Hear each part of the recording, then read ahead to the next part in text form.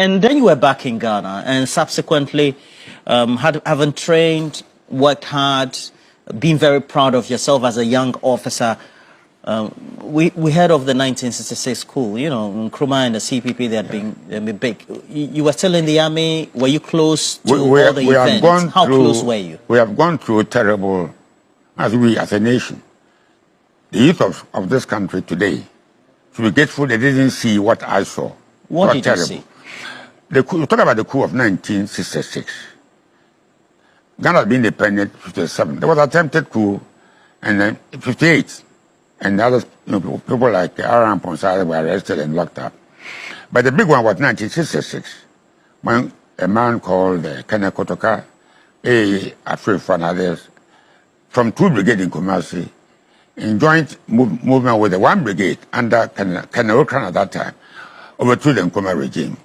You know, it was a terrible, terrible thing. I mean, General Bauer, I don't know, I'm sure you haven't heard him. Bauer was the army commander at the time.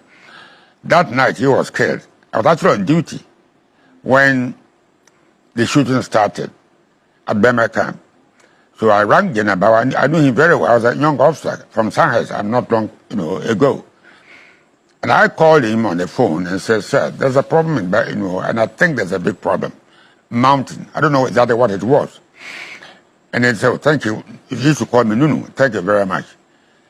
Next moment, I heard a burst of gunfire, a very powerful machine gun from his area there.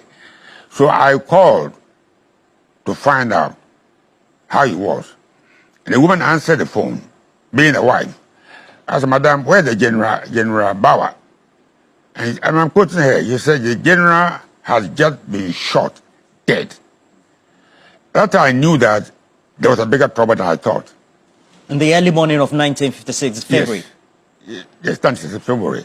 And it started with a man called, for the Engineer Regiment at Teshi. You know, it didn't look, I didn't know how it could look like. But then when the general had been shot, then I knew that we were in a bigger trouble than I thought.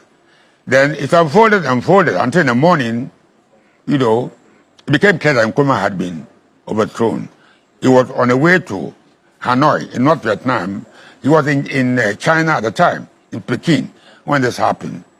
You know, so it has been, you know, a very difficult period for people like me who were in the army at the time. But that even wasn't a bigger one. You know, there for 1967, when two young officers called, I think, Ayabua and Arthur, you know, tried to seize power. And then they grabbed